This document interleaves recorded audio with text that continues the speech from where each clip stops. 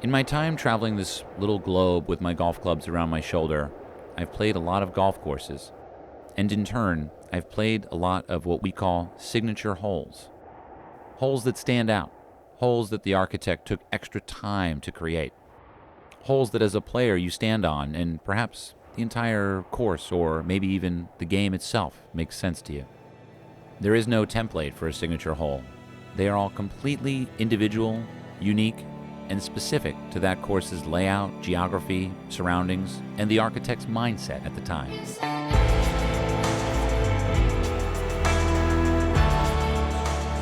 There is obviously no best signature hole, as it depends on maybe how you've played it, or what the weather was like that day. And in some sense, I might argue with the idea of a signature hole altogether. How can you perhaps plan out where your experience is going to peak on the golf course? Yet the idea of the signature hole, for me, still persists as an inquiry into highlighted moments.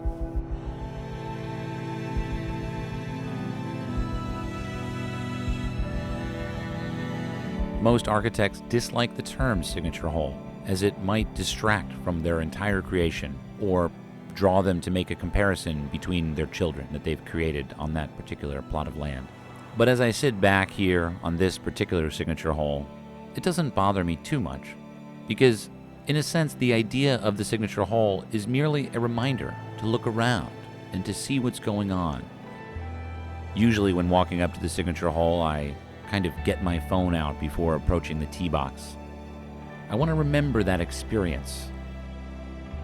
The thing about a signature hole is that when you're done admiring it for all its beauty, you want to play it well. It means a good decision made on the tee.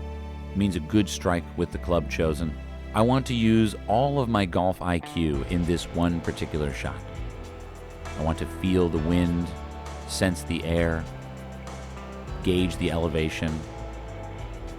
I want to be balanced and centered on the tee, and I'm not talking body weight. I want to take the club back with intention, focus, minimal effort.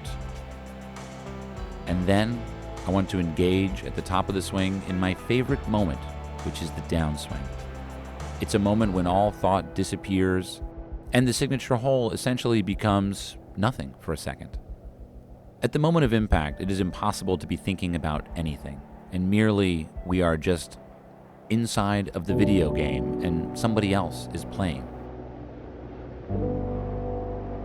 The most important thing on the signature hole takes place right after impact, and it's how we perceive our own ball flight, and ultimately how we judge it.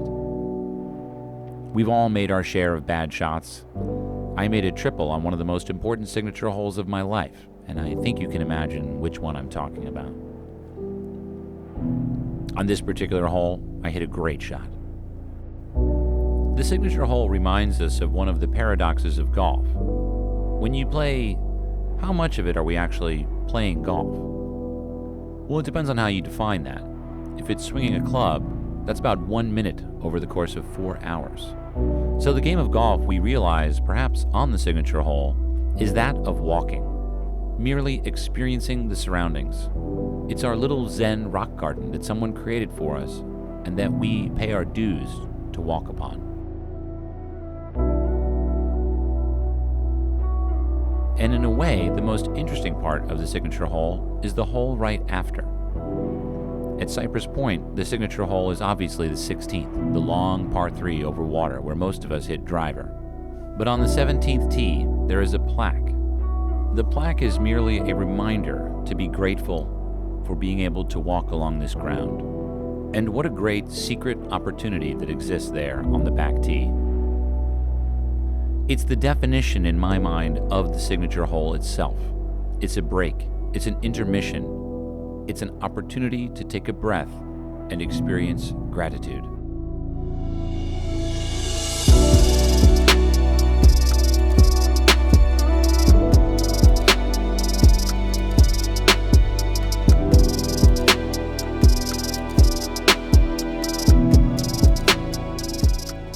And perhaps it's an opportunity for us to re-examine our games as a whole, and even further, our signature of our experience upon it.